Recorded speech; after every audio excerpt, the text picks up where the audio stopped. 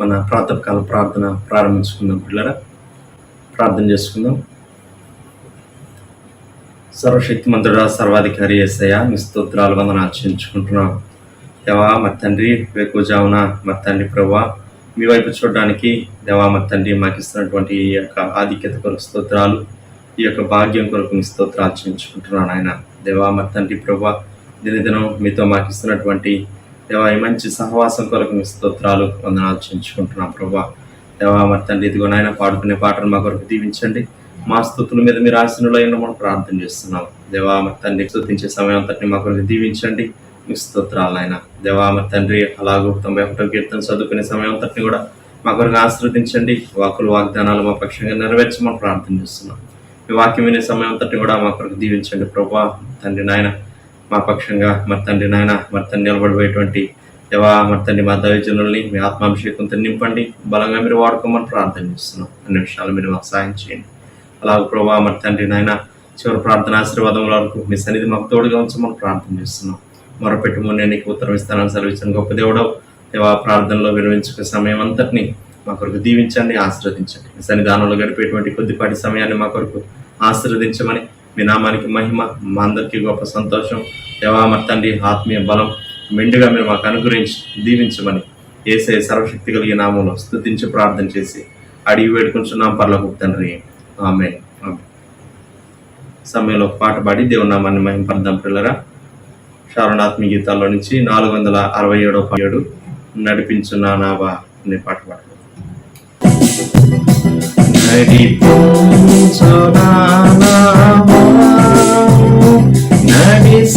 నడిసుంద్రమున దేవా నవజీవన మార్గమున నా జన్మ తరింప నడిపించునా నావా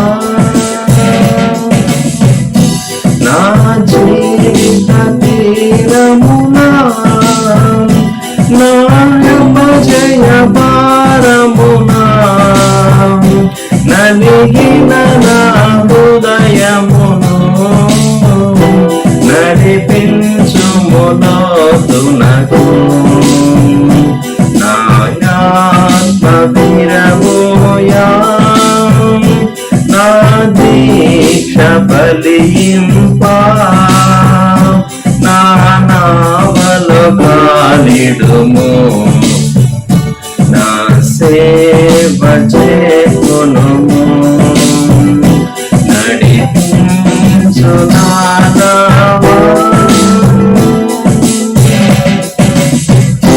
నాకంతయు శ్రమపడినా రాలేదు ప్రభు జయము రహదారులు వెదకినను రాదాయను ప్రతిఫలము రక్షించు నీ సిలువా రమణీయ లోతులలో ప్రార్థనలను వెదకుటలో రాజిల్లు నా పడవా నడిపించు నా నావా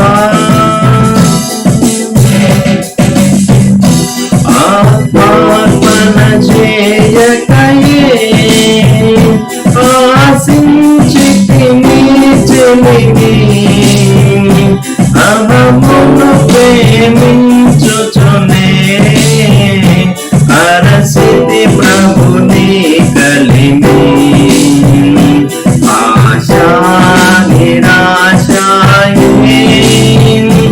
ఆవేదని దురాయే ఆధ్యాత్మిక లేమిగని అల్లాడిన వలలో నడిపించు నావా. ప్రకారంగా 91వ కీర్తన చదువుకుందాం పిల్లరా. మహోన్నతిని చాటున నివసించువాడే సర్వశక్తి నీడను విశ్రమించువాడు. ఆయన నాకు ఆశ్రయము, నా కోట, నేను నమ్ముకును నా దేవుడని నేను యెహోవాని గురించి చెప్పుచున్నాను. వేటకాని ఊరిలో నుండి ఆయన నిన్ను విడిపించును, నాశనకరమైన తెగులు రాకుండా నిన్ను రక్షించును. ఆయన తన రెక్కలతో నిన్ను కప్పును, ఆయన రెక్కల క్రింద నీకు ఆశ్రయం కలుగును. ఆయన సత్యము కీడమును డాలునై ఉన్నది. రాత్రి వేళ కలుగు భయమునకైనను, పగటి వేళ ఎవరు బాణమునకైనను, చీకటిలో సంచరించే తెగులనకైనను, మధ్యాహ్నం మందు పాడుచి రోగమునకైనను నీవు భయపడుకుందు. నీ ప్రక్కన 1000 మంది పడినను, నీ కుడి పక్కన 10,000 మంది కూలినను అపాయం నీ ఎదుకు రాదు. నీవు కన్నులారా చూచుచుండగా భక్తిహీనులకు ప్రతిఫలం కలుగును. యెహోవా నీవే నా ఆశ్రయము అని నీవు మహోన్నతుడైన దేవుడు నీకు నివాసస్థలంగా చేసుకుని ఉన్నావు. నీకు అపాయమేమీ రాదు, ఏ తెగులును నీ గుడారము సమీపించదు. నీ మార్గములన్నిటిలో నిన్ను కాపాడుటకు ఆయన నిన్ను గూర్చి తన దూతలకు ఆజ్ఞాపించును. నీ పాదములకు రాయి తగలకుండా వారు నిన్ను తమ చేతుల మీద ఎత్తిపట్టుకుందరు. నీవు సింహములను, నాగుపామును త్రొక్కెదవు, కొదం సింహములను, భుజంగములను అణగద్రొక్కెదవు. అతడు నన్ను ప్రేమించున్నాడు గనుక నేను అతన్ని తప్పించదను. అతడు నా నామం ఎరిగిన వాడు గనుక నేను అతన్ని గనపరచదను. అతడు నాకు మొరపెట్టగా నేను అతనికి ఉత్తరం ఇచ్చేదను. శ్రమలో నేను అతనికి తోడై ఉండేదను. అతను విడిపించి అతన్ని గొప్ప చేసేదను. దీర్ఘాయు చేత అతన్ని తృప్తిపరచదను. నా రక్షణ అతనికి చూపించదను. ఆమేన్. సమయంలో మనం దేవుని వాక్యం విందాం పిల్లరా. ఉదయకాలం దినవృత్తాంతములు 2వ గ్రంథం 34వ అధ్యాయం 33వ వచనం. మరియు యోషియా ఇశ్రాయేలీయులకు చెందిన దేశములన్నిటిలో నుండి హేయమైన విగ్రహములన్నిటినీ తీసివేసి ఇశ్రాయేలీయులందరినూ తమ దేవుడైన యెహోవాను సేవించినట్లు చేసెను. అతని దినములన్నీ వారు తమ పితల దేవుడైన యెహోవాను అనుసరించుట మానలేదు. ప్రార్థన చేసుకుందాం. ప్రేమగల ప్రభువా, మీకు స్తోత్రాలు. ఈ ప్రాతకాలం ఈ వాక్య ధ్యాన సమయం, డివోషన్ సమయం మా కొరకు దీవించమని, మాతో మాట్లాడి బలపరచమని యేసు ప్రభువా నామములో ప్రార్థిస్తున్నాం తండ్రి. ఆమేన్. ఈ ఉదయకాలం దేవుని గ్రంథంలో నుండి యోషియా, ఇంగ్లీష్లో జొసాయా, ఈ రాజు యొక్క ఎదుగుదల, పరిపాలనా కాలం, తాను చేసినటువంటి కార్యాలు, తాను ఎలాగూ ఆధ్యాత్మిక జీవితంలో అలాగూ పరిపాలన విషయాల్లో గొప్ప రిఫర్మేషన్, మార్పులు తీసుకుని వచ్చి దేవుని ప్రజలకు మేలు చేసాడో ఈ ఉదయకాలం చూడబోతున్నాం. మనందరికీ ఏమని ఆశ ఉంటుందంటే, కీడు ఎలా తొలగిపోతుంది, దేవుని ప్రజలకు ఉద్యోగం ఎలా వస్తుంది, విజయానికి మార్గం ఏంటి, నేను ఎట్లు వృద్ధి చెందగలను అని మనం సహజంగా అనుకుంటూ ఉంటాం. ఈ ఉదయకాలం యోషియా జీవితంలో నుండి మనం కొన్ని అంశాలు పరిశీలన చేయబోతూ ఉన్నాం. 2వ దినవృత్తాంతాలు 34 మొదటి వచనంలో యోషియా ఏలన ఆరంభించినప్పుడు 8 ఏండ్ల వాడై యెరూషలేములో 31 సంవత్సరం ఏలెను అని వ్రాయబడి. దీన్ని బట్టి మనకు అర్థమయ్యేటటువంటి విషయం, యోషియా చాలా చిన్న వయసులో సింహాసనానికి రావాల్సి వచ్చింది. ఆమోను చనిపోవటాన్ని బట్టి 33వ అధ్యాయం 21వ వచనం నుండి 25వ వచనం మనం చదివినట్లయితే, తన తండ్రి ఆమోను మరణించినందువలన హఠాత్తుగా తాను సింహాసనం మీదకి వచ్చాడని మనం చదువుతాం. యోషియా యొక్క తండ్రి ఆమోను 33వ అధ్యాయం మొదటి వచనం, యోషియా యొక్క తాత మనష్షే గాని ఆమోను గాని వారు దేవునికి విధేయులుగా లేక దేవుని చిత్తానుసారమైన గొప్ప కార్యాలు వారు చేయలేదు, తండ్రి గాని తాత గాని. కానీ తన ముత్తాత ఉన్నాడే హిజ్కియా, 2వ దినవృత్తాంతములు 32వ అధ్యాయం మనము హిజ్కియాను గురించి చాలా విషయాలు చదువుతాం. మనం 32వ అధ్యాయంలో హిజ్కియా మరణకరమైన దశలో చేసినటువంటి మొర యెషయా గ్రంథంలో సహా చదువుతాం కదా. హిజ్కియా చేసినటువంటి కార్యములన్నీ మనము ఈ దినవృత్తాంతాల గ్రంథంలో, యెషయా గ్రంథంలో చదువుతాం. రెండవ దినవృత్తాంతం 32 హిజ్కియా చేసిన ఇతర కార్యములన్నిటిని గూర్చి, అతడు చూపిన భక్తిని గూర్చి అని ఇక్కడ వ్రాయబడింది. తాను హిజ్కియా మంచి మాదిరిని కనుపరిచాడు. యోషియా యొక్క ముత్తాత, అదే తాత మనషే, తండ్రి ఆమోను చెడ్డ మాదిరిని చూపించారు. మన ముందు కొన్ని మార్లు 2 మార్గాలు ఉంటాయి. మన పితరుల్లో కొందరు దేవుని చక్కగా వెంబడించినటువంటి మార్గం, మన పితరుల్లో కొందరు దేవుని చిత్తం నుండి దూరంగా వెళ్ళిపోయినటువంటి పద్ధతి. ఈ రెండిట్లో మనం దేనిని ఎన్నుకుంటాం అనేది ఆలోచింపదగింది. యోషియాను గురించి మనము తర్వాతి వచనాల్లో మనం చదివినప్పుడు, యోషియా తన జీవితంలో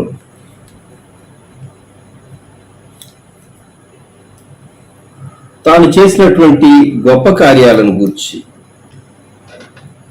34వ అధ్యాయం 2వ వచనం, అతడు యెహోవా దృష్టికి నీతిని అనుసరించుచు కుడికాయలను ఎడమకాయలను తొలగకుండా తన పితరుడైన దావీదు చూపిన ప్రవర్తనకు సరిగా ప్రవర్తించెను. అలాగే 6వ వచనం, ఆ ప్రకారం అతడు మనషే, ఎఫ్రాయిం, షిమియోను దేశముల వారి పట్టణముల్లోను, నఫ్తాలి మన్యమునందును చుట్టుపక్కల ఉన్న పాడు స్థలములన్నిటిను బలిపీఠములను పడగొట్టాను. ఏ బలిపీఠాలు అంటే అన్య బలిపీఠాలు. 3వ వచనం చదువుతాం. తన ఏలుబడి 8వ సంవత్సరం తాను ఇంకా బాలుడై ఉండగానే అతడు తన పితరుడైన దావీదు యొక్క దేవుని యొద్ద విచారించుటకు పూనుకున్న వాడై 12వ ఏట ఉన్నత స్థలములను దేవతా స్తంభములను పడగొట్టి చెక్కిన విగ్రహములను, పోత విగ్రహములను తీసివేసి యూదా దేశమును, యెరూషలేమును పవిత్రము చేయ ఆరంభించారు. ఆలోచించండి, 8 సంవత్సరముల వయసులో సింహాసనంకి వచ్చినటువంటి వ్యక్తి సంభాషణ చేయటం, మాట్లాడటం చేతవుతుందా? చక్కగా మరి రాజుగారి ఆస్థానంలో వాడేటటువంటి భాష తాను మాట్లాడగలడా? అది పిల్లలు మాట్లాడుకునేటటువంటి వయసు 8 సంవత్సరాలు. ఎంత రాజ కుటుంబంలో ఎదిగినా 8 సంవత్సరాల వయసులో భాష మీదే తనకు సంపూర్ణమైనటువంటి గ్రిప్ రాదు. మరి 8 సంవత్సరాల వయసులో కొన్ని పరిస్థితుల్లో తాను సింహాసనం మీదకి రావాల్సి వచ్చింది. ఎంతో భయంతో దేవునికి తనను తాను అప్పగించుకున్నాడు.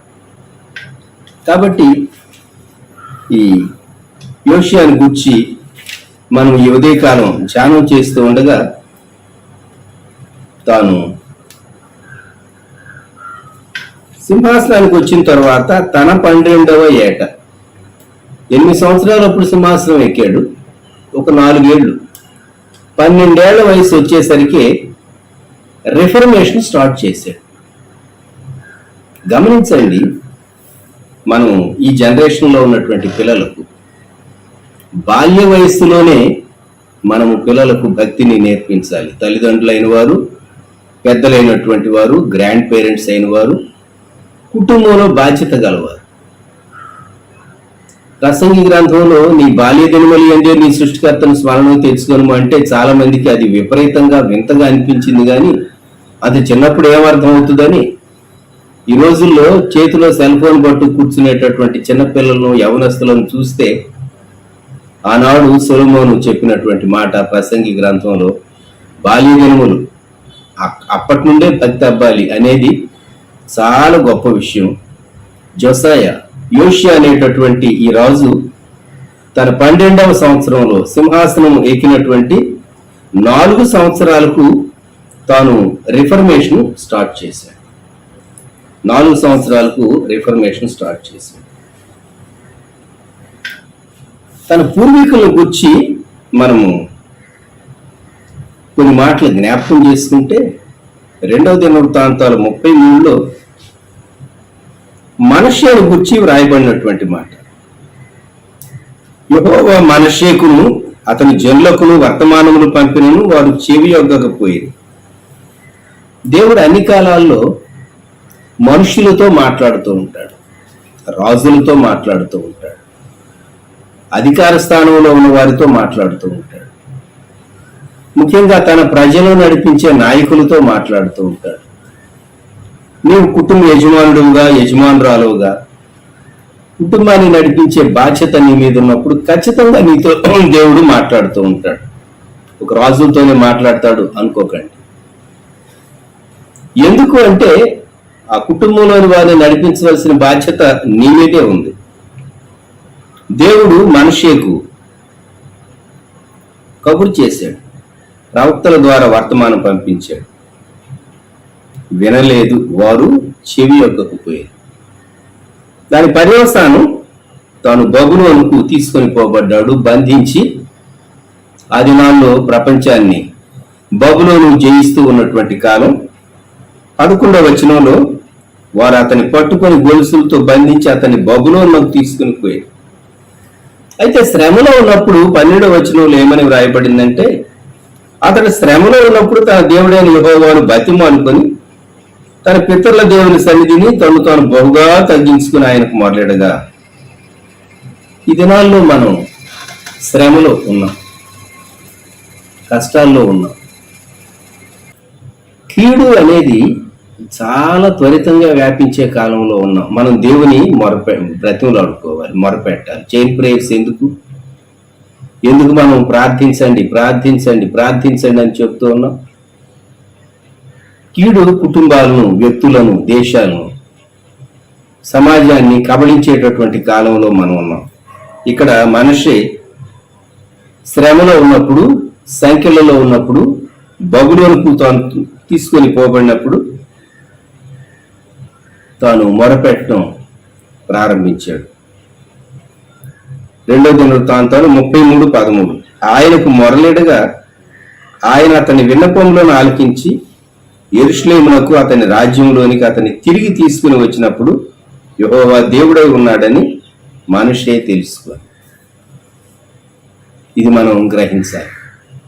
పశ్చాత్తాపడితే, మొరపెడితే, దేవుని ఎదుట తగ్గించుకుంటే, దేవా దేవా నీ కృప చూపించు, కనికరం చూపించు అని దేవుని పాదాల మీద పడితే ఆయన కృప చూపించట్లో ఐశ్వర్యవంతుడు, కృప చూపించట్లో ఐశ్వర్యవంతుడు. మనిషే కుమారుడు ఆమోను. 20వ వచనం, మనిషే తన పితరులతో కూడా నిద్రించి తన నగరం నందు పాతి పెట్టబడిను. అతని కుమారుడైన ఆమోను అతనికి మారుగా రాజైన. 21వ వచనంలో ఆమోను ఏలను ఆరంభించినప్పుడు 22 ఏండ్ల వాడే యెరూషలేములో 2 సంవత్సరములు ఏలాను. చాలా బ్రీఫ్ పీరియడ్. సింహాసనానికి వచ్చింది కూడాను మంచి వయసు, 22 సంవత్సరాల వయసు. అయితే 22వ వచనంలో వ్రాయబడిన మాట, అతడు తన తండ్రి అయిన మనష్షే నడిచినట్లు యెహోవా దృష్టికి చెడు నడత నడిచాను. ఇది ఎంత విచారకరం, ఎంత విచారకరం. మనష్షే చాలా భయంకరమైన కార్యాలు చేశాడు. మనష్షే బాటలోనే ఆమోను వెళ్ళాడు. మనష్షేను గూర్చి 33వ అధ్యాయం 6వ వచనం, బెన్హిన్నోము లోయందు అతడు తన కుమారులను అగ్నిలో గుండా దాటించి ముహూర్తములను విచారించుచు మంత్రములను చెల్లంగితనమును వాడుకు చేయి కర్ణ పిశాచములతోనూ సోదగాండ్రతోనూ సాంగత్యము చేయుచు యెహోవా దృష్టికి బహుగా చెడు నడత నడుచుచు ఆయనకు కోపం పుట్టించాను. ఎంత దేవునికి కోపం పుట్టించాడో అంత పశ్చాత్తాపడ్డాడు మనష్షే. అయితే మనష్షే కుమారుడు ఆమోను తాను చాలా కొద్ది కాలం పరిపాలనలో ఉన్నాడు. అయితే 23వ వచనంలో ఏమని ఉన్నదంటే, తన తండ్రి అయిన మనష్షే గుణపడినట్లు యెహోవా సన్నిధిని పశ్చాత్తప్తుడు కాకను గుణపడకను ఈ ఆమోను అంతకంతకు ఎక్కువ ద్రోహ కార్యములను చేయించు వచ్చాను. అందుకే తాను కుట్ర చేయబట్టడం ద్వారా రాజనగర్ నందు చంపబడ్డాడు అనే మాట తర్వాత వచనంలో చూస్తాం. ఆ పరిస్థితుల్లో యోషియా వచ్చాడు. తాత మనషే కనబడుతూ ఉన్నాడు, తన తండ్రి ఆమోను కనబడుతూ ఉన్నాడు. అయితే తన ముత్తాత హిజ్కియా తాను మంచి మాదిరిని కనుబరిచాడు. సో హిజ్కియా మాదిరి ఒక ప్రక్క, మనషే మొదట దుర్మార్గంగా ప్రవర్తించాడు, కానీ చివరకు వచ్చేసరికి పశ్చాత్తాపడి దేవుని కృపను పొందాడు. ఆమోను ఆ కృప కూడా పొందలేదు. ఆమోను యొక్క ఎండింగ్ చాలా విచారకరంగా ఉన్నది. మనం యోషియాను గూర్చి ఉదయకాలం కొన్ని విషయాలు జ్ఞాపకం చేసుకుంటూ ఉండగా, తాను 33వ అధ్యాయంలో యోషియాను గూర్చి, మనషేను గూర్చి, ఆమోను గూర్చి చదివిన తర్వాత 34లో యోషియాను గూర్చి మనము జ్ఞాపకం చేసుకున్నప్పుడు, యోషియా జీవితంలో దావీదును తాను జ్ఞాపకం చేసుకున్నాడు. తన ముత్తాత అయినటువంటి హిజ్కియాను జ్ఞాపకం చేసుకున్నాడు. So you have to choose, ఎన్నుకోవాలి. నేను ఎవరిని ఫాలో కావాలి అనేటటువంటిది మనం ఆలోచించుకోవటం చాలా ప్రాముఖ్యమైనది. Jesus is our supreme model. యేసుక్రీస్తు ప్రభువే మన శ్రేష్టమైనటువంటి మాదిరి. భూమి మీద ఆయన జీవించినటువంటి జీవితం, తండ్రి చిత్తాన్ని జరిగించాడు. నీవు నేను కూడా దేవుని చిత్తాన్ని భూమి మీద జరిగించడానికి మనం సృష్టింపబడ్డాం, మనం రక్షింపబడ్డాం. ఈ మాట మనం ఎప్పుడు మర్చిపోకూడదు. నేను ఎందుకు భూమి మీద ఉన్నాను? అనేక మంది గతించిపోయారు, మనం ఇంకా సజీవులంగా ఉన్నాం. దేవుని సంకల్పం మన పక్షంగా ఏమై ఉన్నది అని మనం ప్రశ్న వేసుకుంటే, దేవుడు ఉద్దేశించినటువంటి కార్యాలు మనం చేయవలసిన వారంగా ఉన్నాం. దేవునికి మనల్ని గురించి ఒక ప్రణాళిక ఉన్నది, అది ఇంకా పూర్తి కాల. అందుకే దేవుడు మనల్ని భూమి మీద ఉంచాడు అని జ్ఞాపకం పెట్టుకోవాలి. ఆయన తన మహిమ కొరకు మనలను సృజించాడు అని మనం జ్ఞాపకం చేసుకుందాం. యోషియాను గురించి బాలుడై ఉండగా సింహాసనం మీదకి వచ్చిన 4 సంవత్సరాలకే రిఫర్మేషన్ స్టార్ట్ చేసాడు. అంటే ఈ 4 సంవత్సరాలు తాను ఏం చేసి ఉంటాడు ఊహించండి. చాలా చిన్న వయసులో రాజగృహంలో ఎదిగిన, రాకుమారుడిగా ఎదిగిన, తెలియకుండానే సహజంగా వ్యక్తిలో ఏం రావాలంటే గర్వం రావాలి, అతిశయం రావాలి. చిన్న వయసు కదా, ఇంకా టీనేజ్లో కూడా ప్రవేశించలేదు. 12 ఏళ్ళు అంటే 13 అయితే 13 అయితే టీనేజ్లో ప్రవేశిస్తాడు. మరి అంత వయసులో 4 ఏళ్ళు సింహాసనం మీద మంత్రులు నడిపించేవారు ఉంటారు అనుకోండి, సహాయకులు ఉంటారు. తాను ఎలాగూ అతిశయించకుండా ఆ 4 సంవత్సరాలు తాను ఏం చేసి ఉంటాడు? ప్రార్థన చేసి ఉంటాడు, దేవుని తట్టు చూచి ఉంటాడు, దేవునికి అప్పగించుకుని ఉంటాడు. దేవా, నా పితరుల్లో ఎవరు ఇంత చిన్న వయసులో ఈ స్థితిలోనికి రాలేదు, హెచ్చింపబడినటువంటి ఈ స్థితిలోనికి రాలేదు. ఈ రాజ్యాన్ని పరిపాలించడానికి, ఈ ప్రజలను నడిపించడానికి మీరు నాకు ఇటువంటి కృప ఇచ్చారు. దీన్ని నేను కాపాడుకోవటానికి సహాయం దయచే. నా తండ్రి ఆమోన్ లాగా కానీ, నా తాత మనషే లాగా కానీ కాకుండా నీ దృష్టికి ఇంకా ఎక్కువ ఇష్టడుగా నేను ఉండటానికి సహాయం దయచేయి. నా పితరులైనటువంటి దావీదులాగా, నా ముత్తాత అయినటువంటి హిజ్కియా లాగా అని తాను ప్రార్థన చేసి ఉండాలి.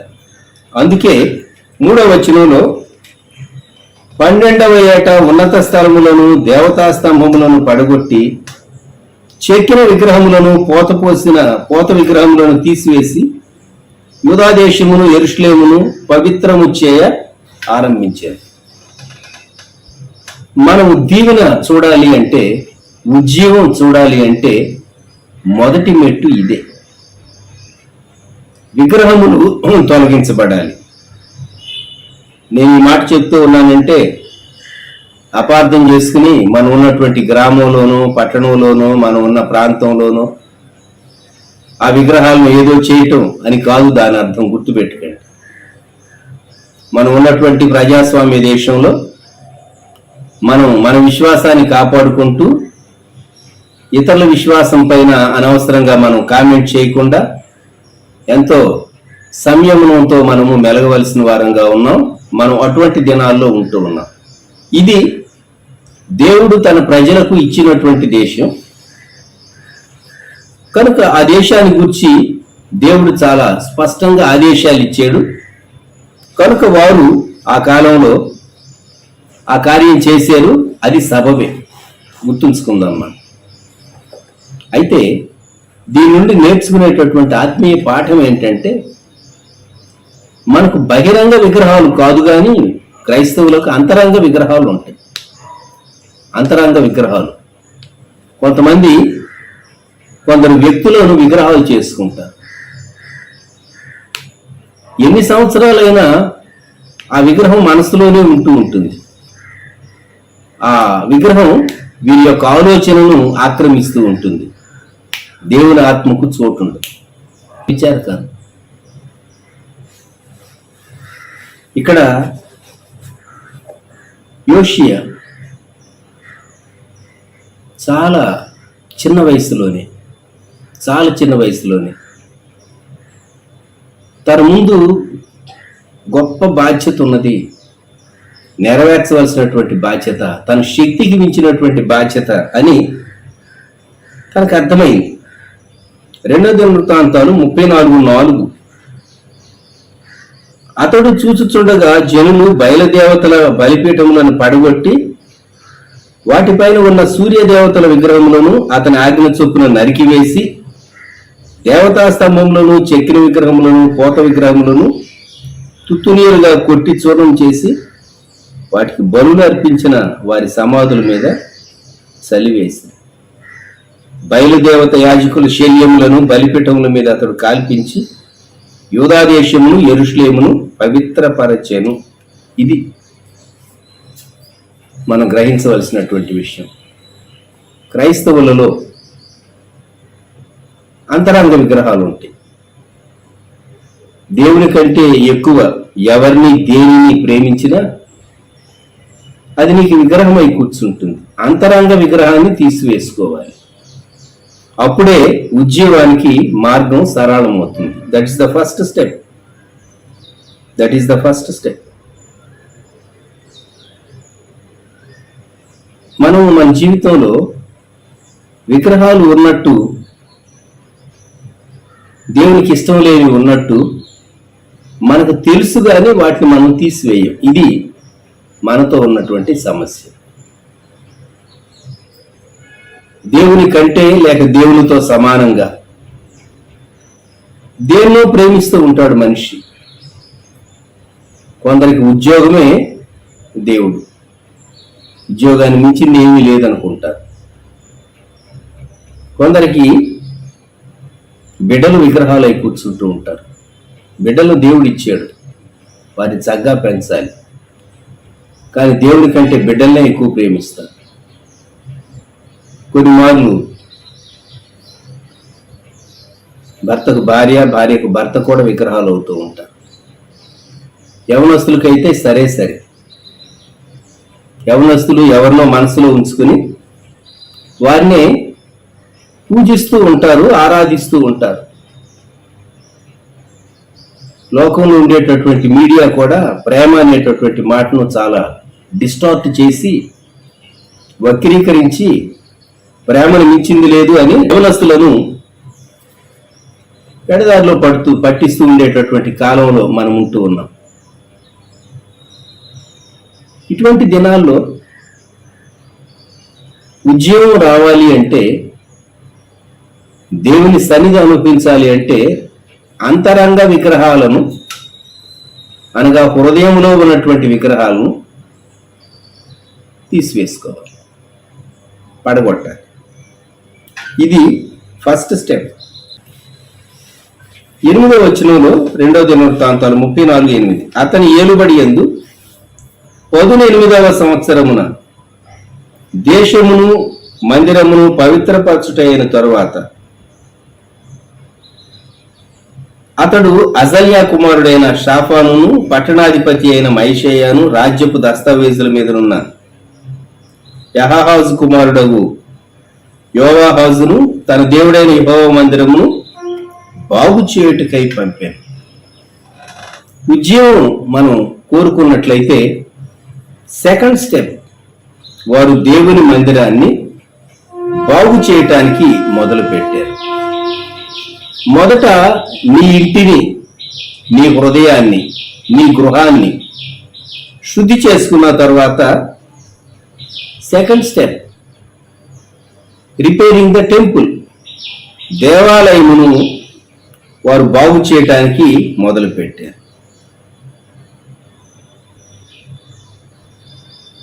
ఒక భక్తుడు ఒక పాట వ్రాసాడు, ఏకాంత స్థలము కోరుము దేవుని ప్రార్థింప ఏకాంత స్థలము చేరుము అనే పాటలో దిద్దుకొరుము నిన్ను నీవు దిద్దగలవు సభను పెదప. సంఘాన్ని నీవు దిద్దాలి అంటే మొదట నిన్ను నీవు దిద్దుకోవాలి అని భక్తుడు వ్రాసారు పాటలు. తాను దేవుని సన్నిధిలో వేచి ఉన్నాడు, 4 సంవత్సరాలు సిద్ధపడ్డాడు. సిద్ధపడి దేశాన్ని శుద్ధి చేయటం మొదలుపెట్టాడు. ఇప్పుడు దేవాలయాన్ని తాను శుద్ధి చేస్తూ ఉన్నాడు, లేకుంటే దేవాలయాన్ని బాగు చేస్తూ ఉన్నాడు. 12వ వచనంలో ఏమనుందంటే ఆ మనుషులు ఆ పని నమ్మకముగా చేసిరి. ఏ మనుషులు? యెహోవా మందిరమును బాగు చేసేటటువంటి పని కొందరు నమ్మకస్తులకు అప్పగించాడు. జ్ఞాపకం ఉంచుకోనండి, దేవుని పరిచర్యలో ఎప్పుడైతే మనము నమ్మకస్తులకు కొన్ని బాధ్యతలు అప్పగిస్తామో వారు వాటిని సమర్థవంతంగా నెరవేర్చినప్పుడు దేవుని ప్రజలకు క్షేమం కలుగుతుంది. 7 స్థలాలకు బ్రాంచెస్కు 7 సహోదరులను పంపించడం జరిగింది. వారు రిస్క్ తీసుకున్నారు, మంచి వర్షం కూడా పడింది. అయినా అప్పగించబడినటువంటి పరిచర్యకు వర్షంలో తడవకుండా చక్కగా క్షేమంగా వారు వెళ్ళేటట్లుగా వారితో మాట్లాడాను. అరేంజ్మెంట్స్ కూడాను చేసుకోవటానికి వారికి ఆ ఏర్పాట్లన్నీ చేయటం జరిగింది. వెళ్ళి మరి దేవుని బిడ్డ అయినటువంటి వారు పరిచర్య చేశారు. ఎంతో రిస్క్ ఉన్నటువంటి దినాల్లో పరిచర్య జరిగించబడాలి అంటే నమ్మకమైనటువంటి మనుషులు కావాలి. నమ్మకమైనటువంటి మనుషులు కావాలి. ఇక్కడ మందిర విషయంలో నమ్మకమైనటువంటి మనుషులకు తాను యోషియా ఆ బాధ్యతలు అప్పగించాడు అని చదువుతాం. తరువాతి కాలంలో వారు దేవుని మందిరాన్ని బాగు చేస్తూ ఉండగా 14వ వచనంలో ఒక అద్భుతం జరిగింది. యెహోవా మందిరంలోనికి తేబడిన ద్రవ్యమును బయటికి తీసుకుని వచ్చినప్పుడు మోషే ద్వారా యెహోవా దయచేసిన ధర్మశాస్త్రము గల గ్రంథము యాజకుడైన హిల్కీయాకు కనబడెను. అప్పుడు హిల్కీయా యెహోవా మందిరమందు ధర్మశాస్త్రము గల గ్రంథము నాకు దొరికినని శాస్త్రియకు షాఫానుతో చెప్పి ఆ గ్రంథమును షాఫానుకు అప్పగించాను. షాఫాను ఆ గ్రంథమును రాజు వద్దకు తీసుకుని పోయి రాజుతో ఇట్లని, ఇప్పుడు దేవుడు తన గ్రంథం వారికి కనిపించేటట్లు చేశాడు.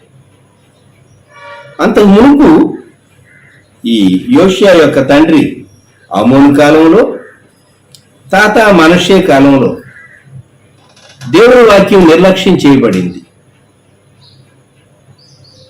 అంతే, ధర్మశాస్త్రం ఎక్కడుందో ధర్మశాస్త్రం చదివి చెప్పేటటువంటి యాజకులు దాని గురించి పట్టించుకున్న వారు లేరు. గమనించండి, ఒక్కొక్క కాలంలో దేవుడు ఎన్నో సంగతులు బయటకు తీసుకుని వస్తాడు. ప్రజల క్షేమం కొరకు, మేలు కొరకు జ్ఞాపకం పెట్టుకోండి. రాకడ సూచనలు జ్ఞాపకం చేసుకుంటూ దేవుని వాక్యాన్ని మనం చదువుకుంటూ ఉన్నాం, దేవుని వాక్యాన్ని ధ్యానిస్తూ ఉన్నాం. మనం తన గ్రంథములో వ్రాయించినటువంటి సంగతులు, ఎప్పుడో వ్రాయించినటువంటి సంగతులు బయటకు తీస్తూ ఉన్నాడు. ఇక్కడ ధర్మశాస్త్ర గ్రంథం బయటకు వచ్చింది. అవి స్క్రోల్స్, అవి పుస్తకపు చుట్టలుగా వ్రాయబడినవి అయి ఉండాలి. వాటిని పట్టించుకున్న వారు లేరు, వాటిని చదివిన వారు లేరు, వాటిని వివరించిన వారు లేరు, వాటిని పాటించాలనేటటువంటి మనసు ఆ కాలంలో ప్రజలకు లేదు. వారు విగ్రహారాధన వైపు, అన్ని దేవతలకు బలు అర్పించడానికి వారు వెళ్ళిపోయారు. మనము ఇంతకుముందు జ్ఞాపకం చేసుకున్నట్టు 33వ అధ్యాయం, మనషే గాని ఆమోను గాని దేవుని ప్రజలు సరైన రీతిగా వారు నడిపించలేకపోయారు. ఎప్పుడైతే ఉద్యమం స్టార్ట్ అయిందో దేవుని గ్రంథం వచ్చేసేసింది బయట. దేవుని గ్రంథం 18వ వచనం, మరియు యాజకుడైన హిల్కియా నాకు ఒక గ్రంథము ఇచ్చినని రాజు ఎదుట మనవి చేసుకొని శాస్త్రియగు షాపాను రాజు సముఖమున దాని నుండి చదివి వినిపించాను. ఎవరైనా ఇలాగూ ఒక గ్రంథం దొరికింది అంటే మామూలుగా అంత పెద్ద ఆసక్తి ఉండకపోవచ్చు కొందరికి. ఎందుకు? అది బంగారం కాదు, అది వెండి కాదు, అది రత్నాలు కాదు, పుస్తకమే కదా, పుస్తకమే కదా. మనం బంగారు నాణ్యానికి అనుకున్నాం, ఇచ్చిన విలువ ఒక పుస్తకానికి ఇస్తామా? ఇవ్వం. మనం గోల్డ్ కాయిన్ ఉందనుకోండి, దానికి ఇచ్చే విలువ మనము ఒక పుస్తకానికి ఇస్తామా? ఇవ్వం. కానీ దేవుని వాక్యము వేల కొలది బంగారు నాణ్యముల కంటే, వెండి నాణ్యముల కంటే శ్రేష్టమే.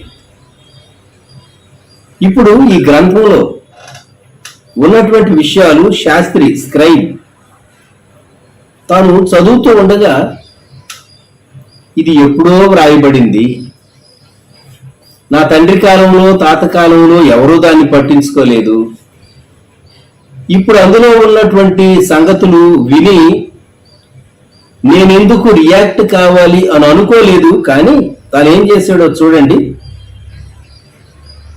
అతడు 19వ వచనం, ధర్మశాస్త్రపు మాటలు చదివి వినిపింపగా రాజు విని తన వస్త్రములను చింపుకొని. ఎప్పుడైతే ఈ యోషియా దేవుని మాటలు విన్నాడో రాజుగారు బట్టలు చింపుకోవటం వింటే ప్రజలకు విడ్డూరంగా ఉండదా? రాజుగారు ఆజ్ఞాపించేటటువంటి వాడు. అటువంటి రాజు తన వస్త్రాలు చింపుకుంటాడా? ఇతని పై వస్త్రాలు తీసివేసి ఇన్ని కొరడా దెబ్బలు కొట్టండి అని రాజులు ఆజ్ఞాపిస్తారని కథల్లో చదువుతూ ఉంటాం మనం. మరి ఈ యోషియా తన వస్త్రాలు చింపుకున్నాడు. ఎందుకు? గొప్ప కీడు రాబోతూ ఉన్నది, దేవుని కోపం రాబోతూ ఉంది. 21వ వచనం, యెహోవా కోపం మన మీదికి అత్యధికముగా వచ్చి ఉన్నది. గొప్ప కీడు రాబోతుందని అర్థమైపోయింది. అందుకే బట్టలు చింపుకున్నాడు. ఈ ఉదయకాలం యోషియాని గురించి మనం ఎందుకు జ్ఞాపకం చేసుకుంటున్నామంటే, పరిపాలనకు రావాల్సిన వయస్సు కాదు, ఒక రిఫర్మేషన్ స్టార్ట్ చేసేటంత సెటప్ తనకు లేదు చెప్పాలి అంటే. అయితే దేవుడు ఆ ప్లేస్లోకి తను తీసుకుని వచ్చి హెచ్చించాడు. చాలా పట్టుదల కలిగినటువంటి మనసుతో తాను రిఫర్మేషన్ స్టార్ట్ చేశాడు. దేశాన్ని శుద్ధి చేసి తదుపరి కాలంలో దేవాలయాన్ని తాను బాగు చేయటం, రిపేర్ చేయించడం మొదలుపెట్టాడు. అందుకే ఈ అధ్యాయం 11వ వచనంలో, యూదారాజులు పాడు చేసిన ఇండ్లకు దూలంలోను అమర్చుటకును చెక్కిన రాళ్లను జోడింపు పనికి మ్రాన్లను కొనుటకై యెహోవా మందిరమునందు పనిచేయి వారికి శిల్పకారులకును దానిని ఇచ్చిరి. మీరందరూ దేవుని ఇంటిని బాగు చేయటం మొదలుపెట్టారు. So this is high time. గడిచినటువంటి దినాలన్నింటిలో ఈ పాండమిక్ స్టార్ట్ అయిన తర్వాత ఒక్కొక్క బ్రాంచ్ కొరకు కొన్ని గంటలు ఆలోచించి ప్రార్థన చేయటం మొదలుపెట్టాను నేను. దేవా, ఇంకా ఒకవేళ పాండమిక్ విస్తరిస్తే స్థానికంగా ఎక్కడికక్కడ ఉన్నటువంటి వారిని కాంటాక్ట్ అవుతూ ఎవరు వ్యాక్సినేషన్ తీసుకున్నారు, ఎవరి హెల్త్ ఎలాగున్నది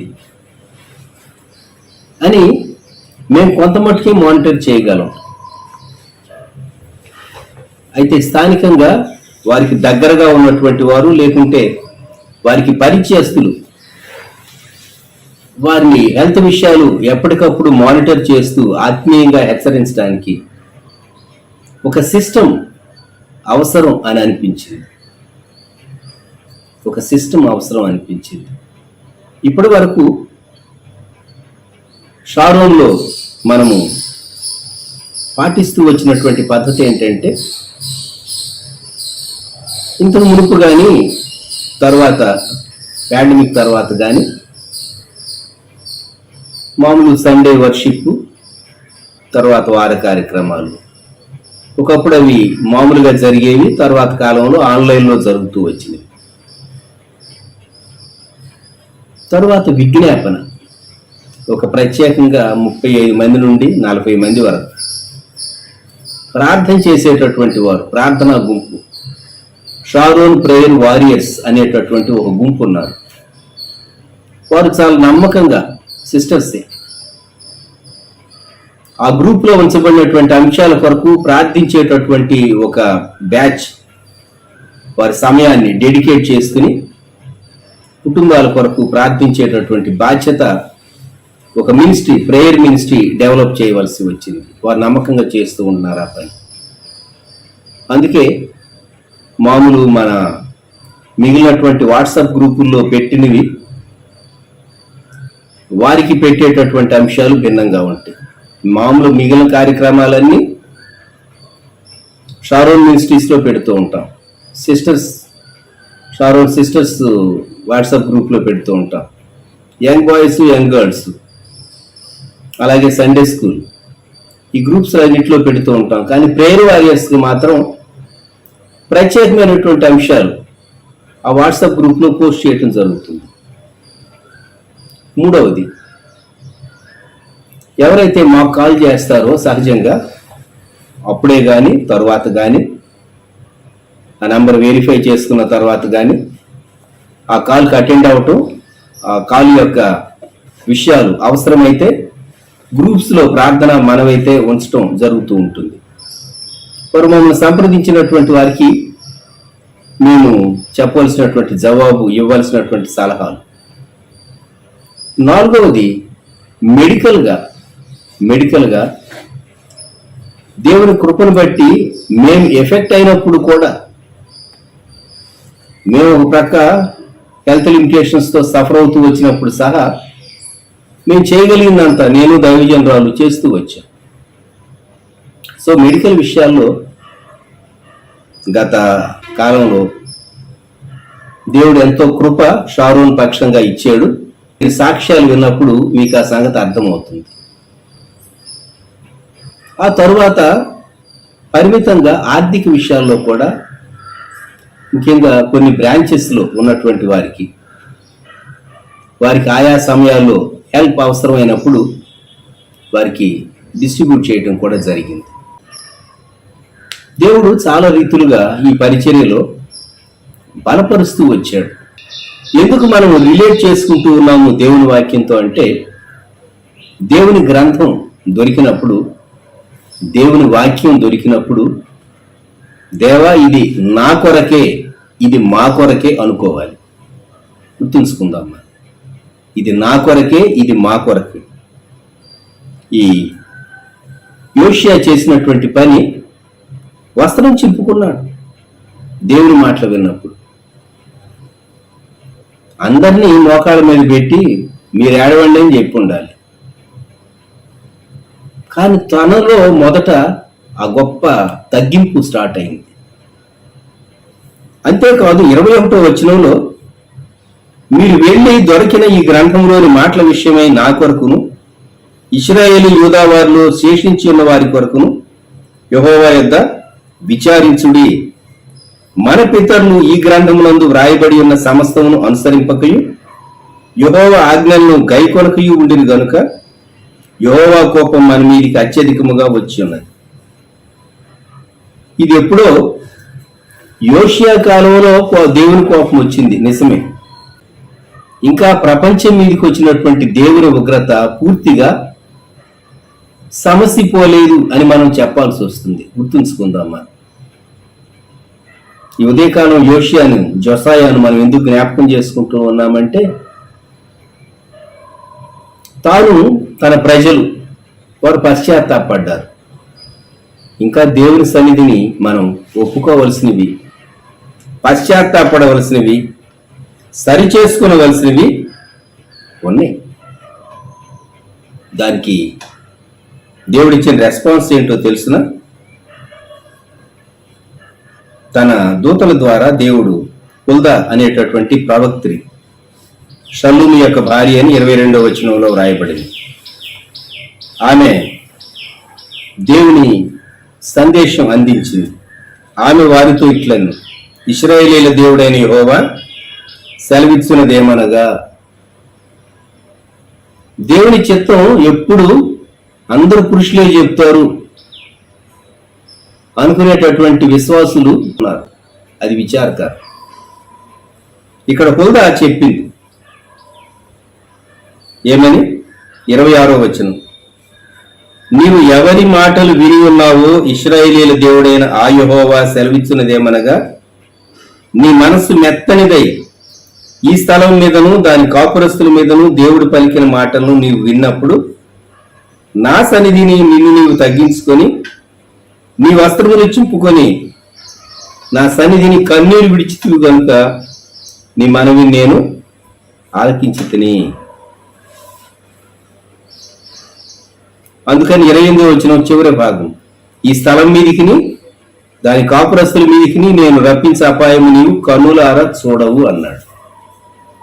దేవుడు పోస్ట్ పోన్ చేశాడు. ఈయన జీవించి ఉండగా ఆ కీడు చూడవు అని చెప్పాడు. ఆ కీడు చూడవు అని చెప్పాడు.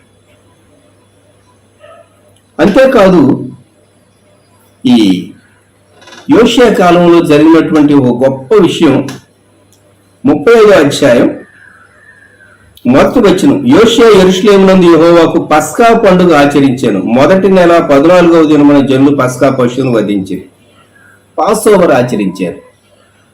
ఈ పండుగను గురించి చెప్పబడినటువంటి మాట 18వ వచనంలో 2వ దినవృత్తాంతాలు 35:18, ప్రవక్తయగు సమూయేలు దినములు మొదలుకొని ఇశ్రాయేలీయుల్లో పస్కా పండుగ అంత ఘనముగా ఆచరింపబడి ఉండలేదు.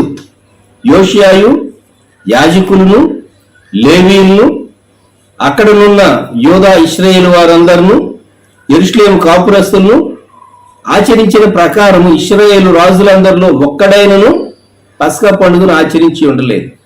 యోషియా ఏలుబడి యందు 18వ సంవత్సరమున ఈ పస్కా పండుగ జరిగాను, పాస్ ఓవర్. ప్రియమైనటువంటి విశ్వాసి, నీవు నేను యేసుక్రీస్తు ప్రభు మన పస్కా పశువని, ఆయన శిలువ రక్తం, యేసయ్య నామము నా ప్రాణ రక్ష అని పాడుతూ ఉంటారు పిల్లలు. గొర్రెపిల్ల రక్తము నా ఇంటి సురక్ష అని. యేసుక్రీస్తు ప్రభు రక్తాన్ని ఆశ్రయిద్దాం ఈ ఉదయ కాలంలో. ప్రియ ప్రభు, నీవు దయతో మమ్ములను జ్ఞాపకం చేస్తూ ప్రభు వైపు చూద్దాం. యోషియాను మనం చూచినప్పుడు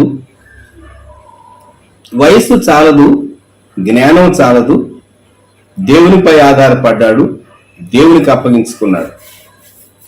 అయితే 35వ అధ్యాయంలో 20వ వచనం నుండి తాను చేసినటువంటి ఒక చిన్న పొరపాటును గురించి చదువుతాం. యోషియా కూడా మనిషే కాబట్టి వెళ్ళకూడనటువంటి యుద్ధంలోనికి తాను వెళ్ళాడు, అందువల్ల తాను నష్టపోయాడు అని మనం చదువుతాం. అది తప్ప దేవుని ఆరాధించేటటువంటి విషయాల్లో, దేవుని ప్రజల్లో ఒక గొప్ప రిఫర్మేషన్ తీసుకుని వచ్చే విషయాల్లో, పస్కా పండుగను ఆచరించే విషయాల్లో, అంతేకాదు పస్కా పండుగ ఆచరించడానికి 35వ అధ్యాయం 7వ వచనంలో, మరియు యోషియా తన స్వంత మందలో 30,000 గొర్రె పిల్లలను, మేక పిల్లలను, 3,000 కోడెలను అక్కడున్న జనులకందరికీ పస్కా పశువులుగా ఇచ్చాడు. చాలా లిబరల్ గా ఉన్నాడు దేవుని కొరకు.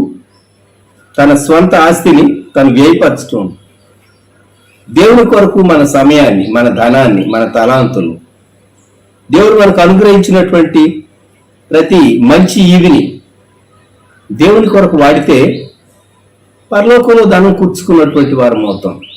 జొసాయా, యోషియా అనబడినటువంటి ఈ రాజు చాలా గొప్ప ఉజ్జీవాన్ని తీసుకుని వచ్చాడు.